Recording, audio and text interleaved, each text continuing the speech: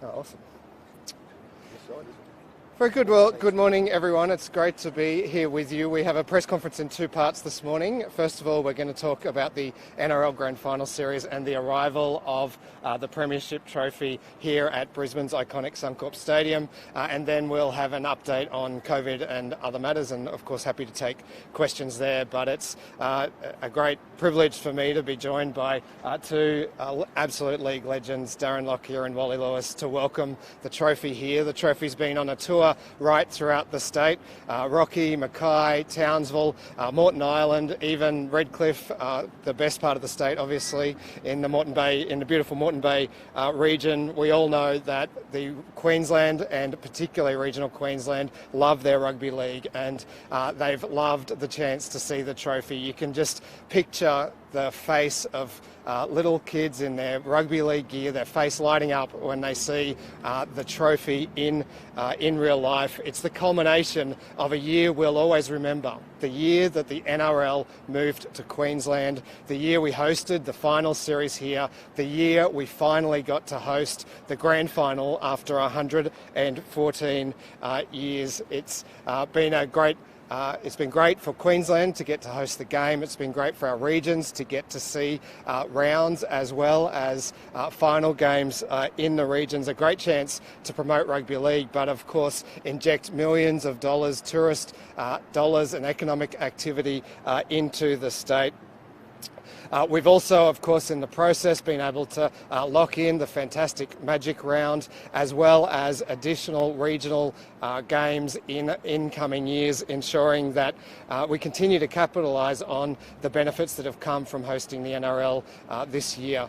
We've also been able to use the NRL being here to promote our campaign to get people vaccinated, and the hubs at the regional finals have been so incredibly successful, both at getting people vaccinated but also spreading the word, getting people booked into their appointments, spreading the word that vaccination is safe and the best way for us to get out of this pandemic, and we're extending that even further. So just here behind the cameras is one of two vaccination hubs that we've set up here at Suncorp Stadium so that people can come and get vaccinated before they come and see a game, but you don't have to be coming to the game. You can come along, check out the ground. The ground and the stadium look just fantastic, and then go and get vaccinated. So there's one here at the Caxton Street end, right near the statue of Wally, and there's one at the Milton Road end as well. They're open today from 10 a.m. till 7:50, and tomorrow 10 a.m. till 4 p.m. And we'll have a bit more to say about that later in the COVID update. But for now, I might ask Wally and Darren to say something about the trophy tour. It is a great thrill for a former player to see that the trophy actually gets an opportunity to be on tour throughout Queensland after providing such wonderful assistance to NRL players and officials from across the border. It's an opportunity, I think, to reward rugby league fans for doing a wonderful thing throughout the game, and that is to continue their support of the game that we both love, the National Rugby League. Has been something that has been a major part in our lives, and to be able to take the trophy around, we've seen it promoted in some of the most beautiful places in the most beautiful state in Australia, has been a real thrill for both of us and indeed rugby league fans in general. We're about to see two of the best games take place this weekend, only to be followed up by the most thrilling game of a player's lifetime, and that is a grand final. And to be able to do that at the iconic Suncorp Stadium is something that I'm sure that the players will appreciate. It will be a memory, and hopefully it will not be the last grand final that is played up here, seeing that we're involved in the National Rugby League, a competition, of course, that will spread across the country, and hopefully we'll get the chance to also be able to do that across the Tasman. It's a chance, I think, Lockie and I both jumped at this when we had the opportunity, when we were offered the chance to be able to promote it. In our positions, we see ourselves as just a couple of guys that were lucky enough to play rugby league. Now we're all about to be fortunate enough to see one of the greatest games we'll have the opportunity to benefit, and that is a grand final. Starts this weekend. I encourage everybody, if you possibly can, get along to the game. It'll be one that you certainly will be very glad you had the opportunity to do so. But to be involved in this promotion here at Suncorp Stadium is one of the most thrilling moments of my time, taking the game to the people that love the game, that we've had an opportunity to be involved with all of our lives. Well, they say with challenge comes opportunity, and I think I congratulate the NRL and the Queensland government for the NRL to have the opportunity to continue in this state. We saw the reception everywhere the trophy went, everywhere the games went in regional Queensland, how much they appreciated it. And we've got a grand final here at Suncorp. We've been talking about it for a while now. It happens next week. It's a once-in-a-lifetime opportunity, and again, I think the NRL and the Queensland government should be commended for that. And I'm looking forward to tonight's game and tomorrow's, and obviously the big one next week. Thank you.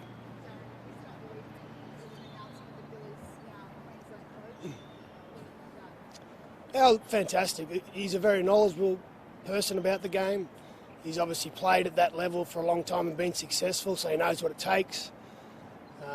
He was in that era there where Mel was the coach, and he would have learned a lot from Mel as a mentor. Look, there's no doubt it's a challenge, but Billy's, when he puts his mind to something, he's 100% committed, so it's exciting for the team and Queensland. Well, I'm a current selector at the moment, and I think that's where I've felt I can add some value, and that's probably, I'll just leave it at that for now.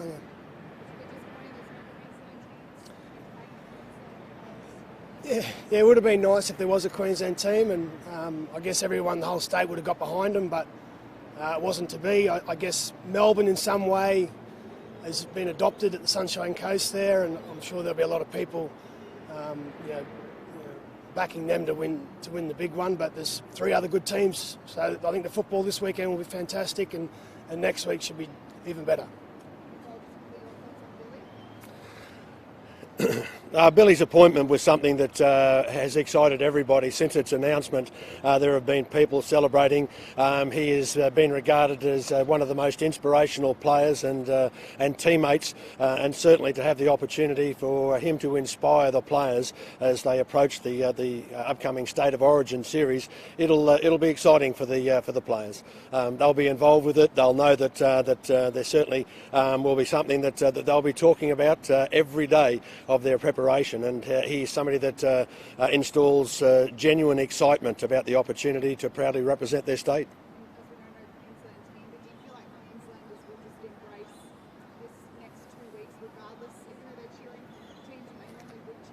Yeah, there'll be plenty of excitement for all the general public going along, despite not having their side in the competition, whether they be from the Cowboys, from the Titans or the Brisbane Broncos. I'm sure they'll take sides here and probably cheer for the side that has the most Queenslanders on board. And there certainly will be a real competition for spot there. All I can do is wish all the best to all of the teams taking part here. The one thing that they can be guaranteed is that they will be playing on one of the most exciting fields in rugby league history, and they will be cheered on by a group of people that have been renowned over the years as being as supportive or tough to deal with as any in the rugby league history. So it's going to be an exciting challenge coming up. 2 weeks of great football here at Suncorp. 2 weeks of football here at Suncorp Stadium. It doesn't get much better for rugby league players. Certainly for fans, it will be one of the highlights of their life. Very good. Thank you.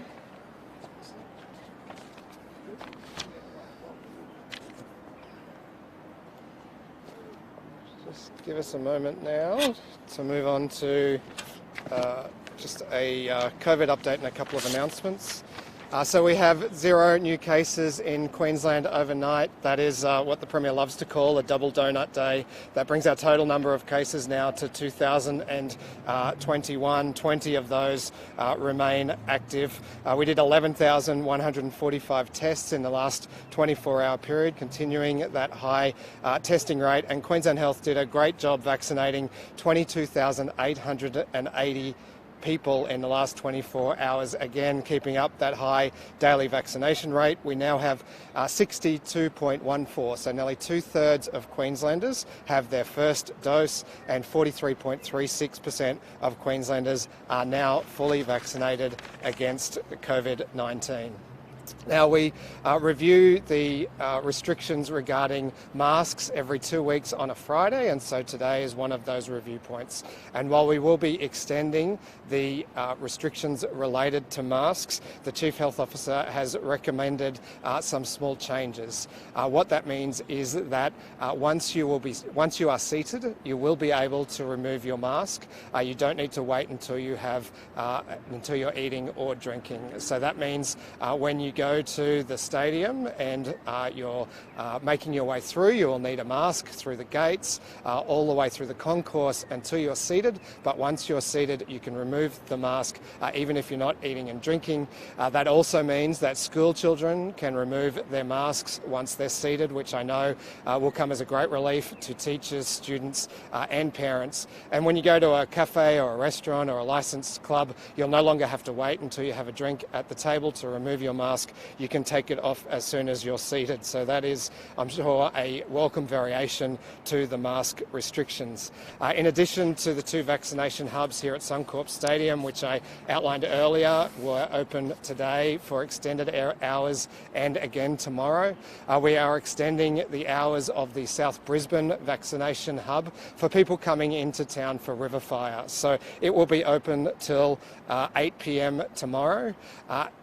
The last walk-ins we're asking to come by 7:30, so you can come into town, get vaccinated, get the whole family vaccinated, and then go and see the fireworks. We're extending the walk-in arrangements at those vaccination hubs this weekend too. So effectively every weekend becomes like a Super Pfizer weekend. Last weekend was so successful. So if you haven't been vaccinated yet, if you went along and the line was a bit long last weekend, please come along this weekend to one of the vaccination hubs. No appointment necessary. Walk in and get vaccinated. I'll ask the Chief Health Officer and the Deputy Commissioner.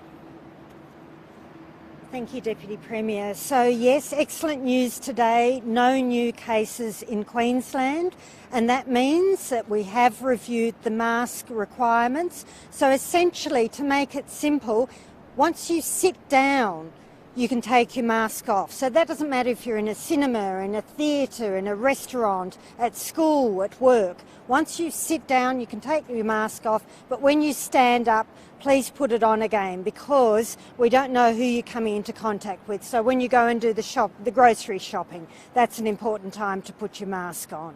So it's really, really important. We just keep that going for a bit longer. We've done a fantastic job due to that rapid work that we've done recently with schools here in Brisbane. Thank you to all of those people. They're almost out of quarantine. They've done a really good job.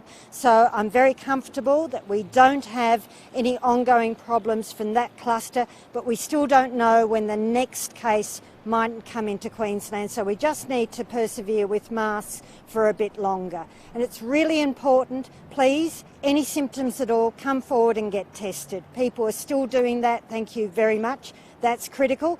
And then, of course, the most important of all, and you wouldn't be surprised that I'm here at Suncorp Stadium, so I've asked 2 of the heroes of rugby league, at least they're my heroes. I'm sure there are a lot of other people's heroes. My first question to them was, are you vaccinated? And both of them have had their first dose. That's fantastic. So please please, everyone in Queensland, 12 years of age or older, go and get vaccinated. There are so many places you can get vaccinated now. Don't wait till we've got an outbreak. It's too late then. You're not protected. Get vaccinated now, so when we get a case, you will be protected. That's really critical. So enjoy our wonderful Queensland weather. Come out this weekend and get vaccinated, as we saw last weekend. That was just a fantastic sight to see. Thank you. Now, they start this minute, so I've taken my mask off to give that message. If you see it, take it off.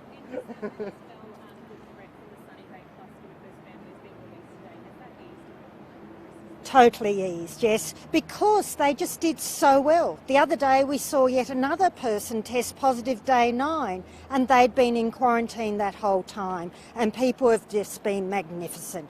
I mean, it's been so hard for them. School holidays, they're stuck at home, they're not with their friends, so they're almost ready to finish, for most of them, their 14 days. Yes. Yeah, ATAGI's looking at that question exactly, that very question now, and they'll come out with advice. ATAGI will look at it. Yes, yes. No, they've got different opening hours, so people should just go and check what those opening hours are. They're sort of flexible depending on what the demand has been, so they all sort of know their areas, so just check.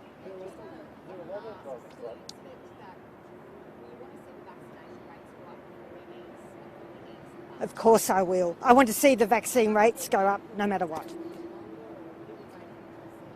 Well, it's a balance. It's a balance between the numbers of people who are vaccinated. It's a balance between what outbreaks we've got, how many cases that are coming into Queensland. I mean, a really good thing that I have been seeing is more and more of those freight drivers that we're picking up have actually been vaccinated. So that's really good to see. So it's just a balance of all of those things. It's a balance as to what's happening in northern New South Wales. So, you know, unfortunately, we had to put those tough restrictions back in place for Tweed because they had that case there that was infectious in the community. So it really is a balance between all of those things. The most important thing is people should just carry a mask around with them, and if they're feeling uncomfortable, just pop it on.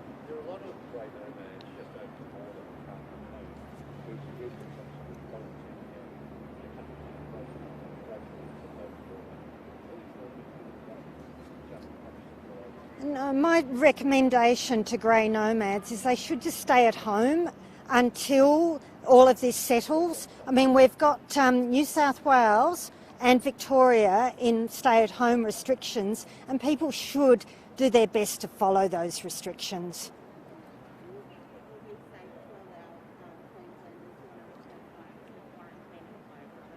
Yeah, we've started that process, so you'd be aware that we've been letting children come home and quarantine with their families. So all those boarding school kids, all of those other kids for some reason were interstate when the borders became restricted. So they've been gradually coming back home and quarantining safely at home. Then we've seen all of these people related to all of these many schools outbreaks we've had safely quarantining at home. So it's definitely something we're looking at the moment.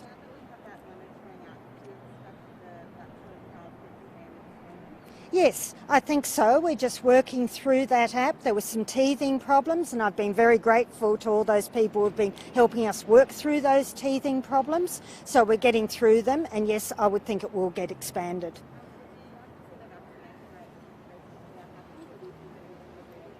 It's those two things. Our vaccination rate is steadily going up, which is just fantastic to see, and at the same time then we can put in these other processes. So it's the two working together.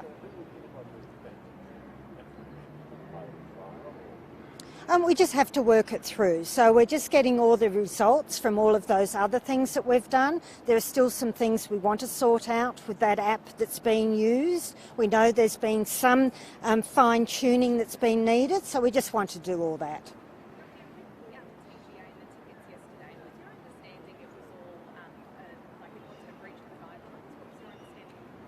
No, I think it was just a little bit of uncertainty and people hadn't worked through. It was such a wonderful offer from the NRL, which I absolutely supported. Anything we can do to just nudge people to get vaccinated is fantastic. So I think it was a great thing to happen.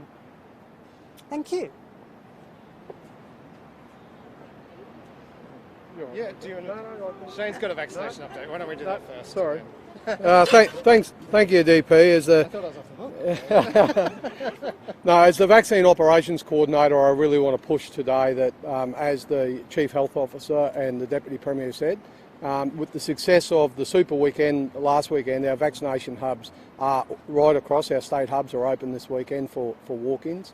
I really want to push in the Brisbane area. We opened a new hub at Pinkenba yesterday. Our Boondall hub has capacity. There's no waiting times there, so there's an opportunity if you're driving the Gateway motorway, pop off, 25 minutes you'll be vaccinated and back on the road. Same with Pinkenba, but all of our state hubs this weekend, we need to keep that going. I've said as the vaccine coordinator that as we get more vaccine from the Commonwealth, we'll administer it. While the vaccine's here, we're ready to administer it. So please, Queenslanders, come forward into our hubs. Then we'll be looking at our next step of making those walk-ins available during the week as well. But this weekend and every weekend, let's make it a super weekend. Thank you.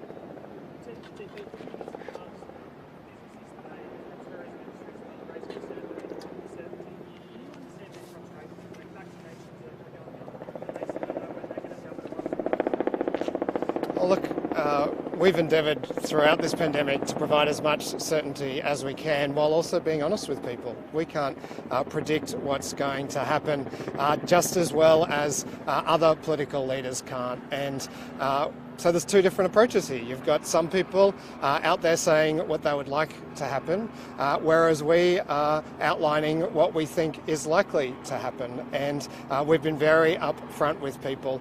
The fact is, I do think that by Christmas, a number of the restrictions in New South Wales and Victoria will be eased. But all of those restrictions have already been eased here in Queensland. And so you've got this bizarre parallel debate happening at a state and a national level where nationally people are talking about opening up, and that's things like having 30 people at your home in Victoria by Christmas, and they're taking that debate into Queensland where all of those restrictions are already lifted, and the only real remaining restriction is the one at the border. And as you all know, despite what Greg Hunt says, the Doherty research does not talk about the border. The Doherty research is predicated on a very low number of cases, and we have a very high number of cases, and all of that is being reworked for National Cabinet, and none of us have seen that modelling yet. So to be out there and to be suggesting we should be saying something otherwise is frankly quite dishonest. I've spent a lot of time around Queensland talking to Queenslanders, and what they tell me is that Delta is the gift Queensland does not want from Scott Morrison. He gave Delta to Sydney, and now they're trying to re-gift it to us. Well, we don't want that. We want to stay open like we are now, and we'll continue to make our decisions on that basis.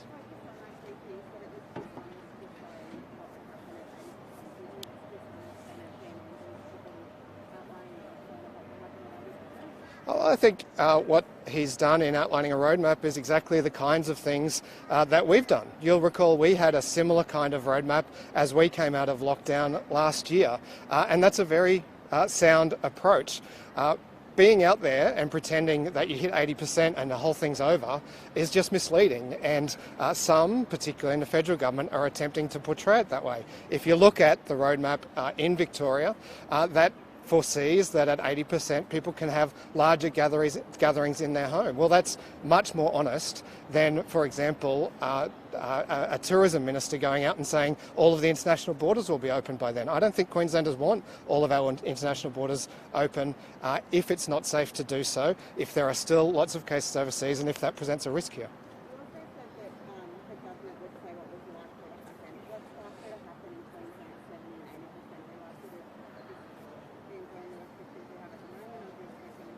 Well, as you've seen, as our vaccination rate increases, we can make changes to the restrictions like we've done with masks today. That's the approach we've had throughout. When it comes to the border, though, which is what I understand people are focusing on, when it comes to the border, well, that will depend on the number of cases here and in New South Wales, as well as the vaccination rate here and in New South Wales, and the restrictions in place in New South Wales before we determine those here. Let's not forget, most of New South Wales is in lockdown. So the idea that our border is the problem is pretty theoretical when all of the people who might want to cross the border shouldn't be leaving their homes under their own government's directions.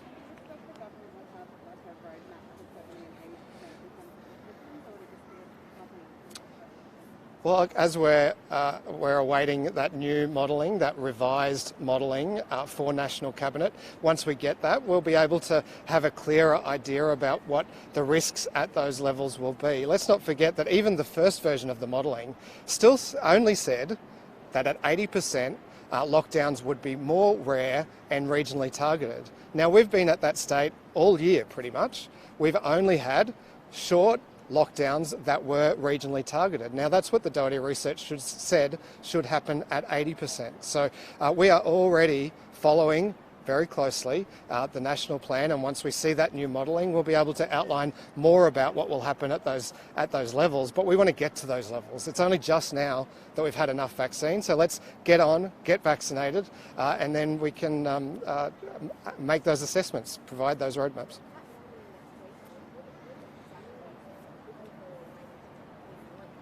Well, that modelling will tell us what the risks to the community are at 70 and 80%. At 70 and 80%, you still have large numbers of people who are unvaccinated. Some of them are unvaccinated precisely because they are vulnerable. For example, they might be transplant recipients and children as well. And so the modelling has to tell us what the risks to those groups are, and then from there, the Chief Health Officer can provide advice to us about what appropriate restrictions are here in Queensland.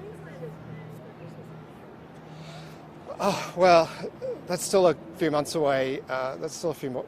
Claire. But what I know is that Queenslanders are enjoying spending time in Queensland, getting out and about in Queensland, and that's the opportunity we have that other people in eastern seaboard states just don't have. And so we're fortunate. Look, of course I hope that by Christmas we've reached those vaccination targets, and that it's safe to have less restrictions, but we should still expect some restrictions to be in place in New South Wales and Victoria.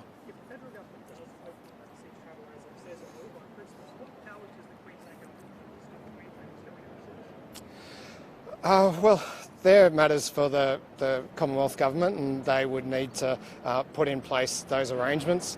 We are putting in place our own arrangements to try to allow for more inbound international travel. That's why by Christmas we hope to have World Camp open and operating with 1,000 beds, so that we can be bringing more people in through the state.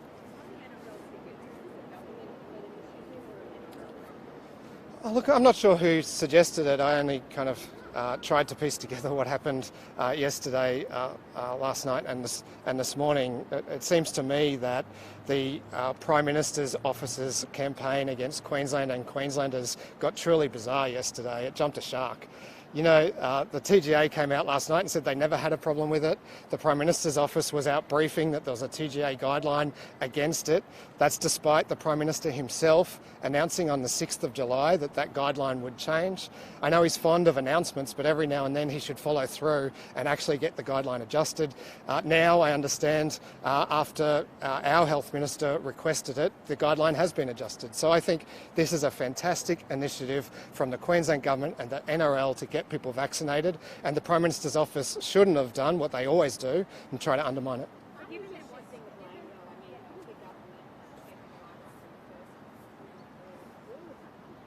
So on the 6th of July, the Prime Minister of Australia said that guideline would be changed.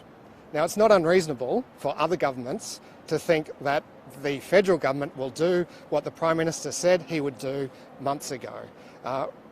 maybe it's naive to take him at his word, but that was the announcement that he made. And so these arrangements were put in place when the Prime Minister's office, not the TGA, raised these concerns with the media, not with us. We then wrote to the TGA, and the TGA both said they didn't have a problem with it, and they adjusted the guideline. And again, the adjustment to the guideline was the one that the Prime Minister announced on the 6th of July. It just seems like his office forgot to tell the TGA.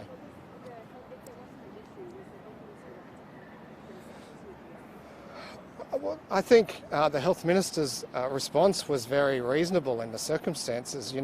We announced a very good, strong, positive initiative to get Queenslanders vaccinated in partnership with the NRL, and the federal government again came in and tried to undermine it. And then we learned that the TGA never had a problem with it in the first place, and now they've changed the guideline at our request, even though the Prime Minister announced he was changing it months ago.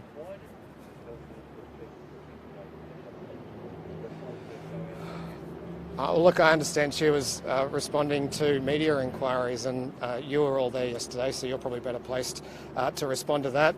Those of you who got the briefing call from the PMO know where the story was coming from.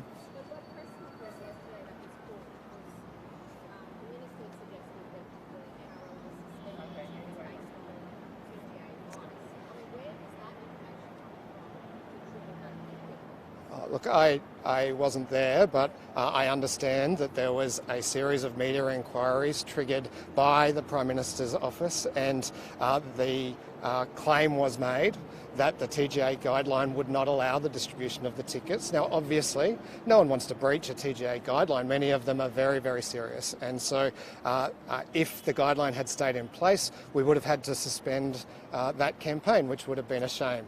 Then the TGA came out, I've got the statement here, and said they never had a problem with it. And subsequently, they changed the guidelines. So, as I say, this is all pretty strange, pretty bizarre. It must look pretty confusing to those watching at home. It's the kind of thing we've been dealing with all along, this constant undermining from the federal government when all we're trying to do is keep Queenslanders safe. In this case, a fantastic, positive campaign to get Queenslanders vaccinated. So why not check with the TGA? Well, at that point, the Health Minister, and standing in a press conference, she said she would write to the TGA asking them to allow it to proceed. They issued a statement saying they never had a problem, and then they wrote back saying they'd adjusted the guideline.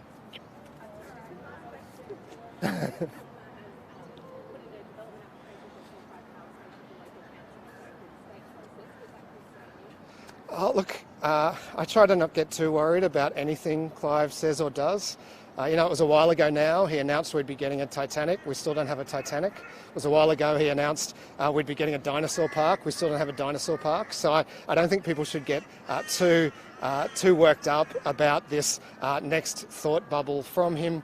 There's a process that it's got to go through. It's a long process, and we'll let it play its course.